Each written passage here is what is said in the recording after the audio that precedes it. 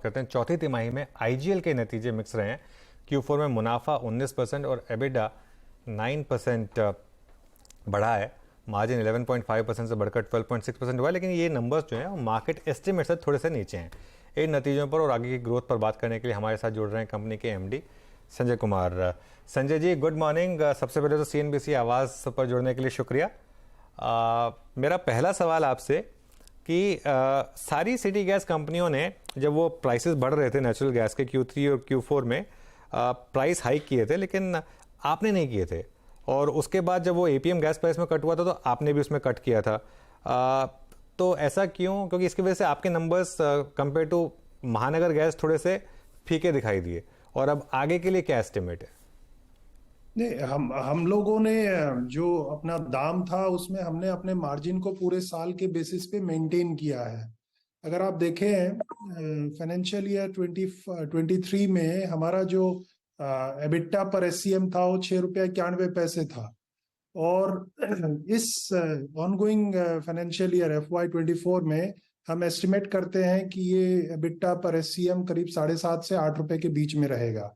Regarding दाम जब सबने बढ़ाया और हमने नहीं बढ़ाया, वो उसके लिए वो हम एक्चुअली जो व्हीकल के कन्वर्जन है, जो हमारा मार्केट का जो ओवरऑल हमारा ग्रोथ सिनेरियो है, उसके बेसिस पे हम डिसाइड करते हैं कि दाम हमें कितना बढ़ाना है और कितना घटाना है। इस वक्त हमारे लिए बहुत जरूरी था कि हम सीएनजी कन्वर्जन के लिए वापस अपने कस्टमर बेस को उसके लिए प्रेरित करें, मोटिवेट करें। और इसलिए हमने ये लगभग ₹6 ₹5 कुछ पैसे का हमने प्राइस रिड्यूस किया था लास्ट मंथ। ओके, ठीक है। तो अब आगे इस मार्जिन पर ये स्टेबल रहेंगे यहाँ पर सर? ये पास थ्रू रहेगा एंटायरली? मैंने वही बताया अनुज जी कि जो हमारा एबिटा पर एससीएम है वो 7.5 से 8 रुपया रहेगा इस फाइनेंशियल ईयर में। ऐसा हमारा एस्टिमेट है इस वक्त। ओके, लेकिन ओवरऑल क्या व्यू है आपका? ये जो क्रेडिट पारिक कमेटी की जो रिपोर्ट इंप्लीमेंट हुई, एक उससे पहले एक ऐसा लग रहा था कि गैस प्राइसेस काफ़ी आगे बढ़ रही थी और एक हम ऐसी स्टेज पे पहुंच रहे थे जहां पर गैस अनवायबल हो रही थी। और अब क्या इस रिपोर्ट के इंप्लीमेंट होने के बाद एटलीस्ट वो रिस्क गया है यहाँ से? क्योंकि वॉल्यूम पर भी फर्क पड़ता है। नहीं, मार्च का जो महीना था ना, वो एक ऐसा 1.5 साल हमने उसमें एंड किया जो कि गैस सेक्टर के लिए, पूरी दुनिया के लिए सबसे डिफिकल्ट पीरियड था।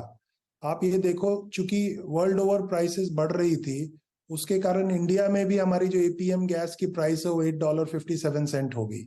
इस बैकग्राउंड में किरित पारिक कमेटी रिपोर्ट ने काफी हमारे गैस सेक्टर के लिए काफी अच्छा एक स्टेप है ये, इसके अप्रूवल से। इससे क्या है कि हमें प्रेडिक्टेबिलिटी मिल गई है, एक काइंड ऑफ एक एनवायरनमेंट क्रिएट हो गया, एक इकोसिस्टम क्रिएट हो गया कि अगले 3-4 साल तक इस तरीके के दाम रहेंगे। इससे इन्वेस्टमेंट्स आएंगे, लोग गाड़ियां खरीदेंगे सीएनजी की। हमें जो जो हमारी पाइपलाइन है उसमें उसमें यूज गैस की वॉल्यूम फ्लो करेगी, तो हमारी रिटर्न और इन्वेस्टमेंट्स आएगी। कुल मिला के काफी अच्छा कदम है और इससे गैस सेक्टर के पुनरुत्थान के लिए हम लोग उसकी तरफ बढ़ रहे हैं। संजय जी, प्रणाम। प्रणाम इसलिए कर रहा हूँ क्योंकि शुद्ध हिंदी बोलते हैं आप। मज़ा आ रहा है आपको सुनने के बाद। वीरेंद्र बोल रहा हूँ दिल्ली स्टूडियो से। सर, ये जो एग्जैक्टली जो नए गैस ऑथराइजेशंस मिले थे आपको सर, उससे अब वॉल्यूम्स में कितना एडिशन होगा, क्या इम्पैक्ट होगा और ये कब तक आपकी बुक्स में रिफ्लेक्ट होगा सर? ये जो नए ऑथराइजेशन हमें मिले हैं वो फरीदाबाद में मिला है, जो उसका ईस्टर्न पोर्शन है, 3 सब डिवीजन वो मिला है।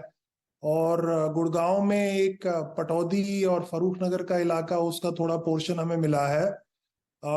हम लोग अभी इस जो निर्णय आया है पीएनजीआरबी का, उसको उसको स्टडी कर रहे हैं और उसके बारे में उचित निर्णय अभी लिया जाएगा। हमारा एस्टिमेट है कि ये जो नए इलाके हैं इनमें टोटल 5-6 साल में जो एडिशनल वॉल्यूम है वो 0.5 million cubic metre per day का आ सकता है मैक्सिमम। बहुत बहुत शुक्रिया सर, आप इस कार्यक्रम में शामिल हुए और गैस प्राइसेस पर, मार्जिन्स पर और आई थिंक ये जो नए जीएस हुए हैं उनका वो एग्जैक्टली टॉप लाइन में और वॉल्यूम्स पे क्या इम्पैक्ट डालेंगे, सब पे अपनी टिप्पणी करने के लिए बहुत बहुत शुक्रिया सर और best of luck for next quarter.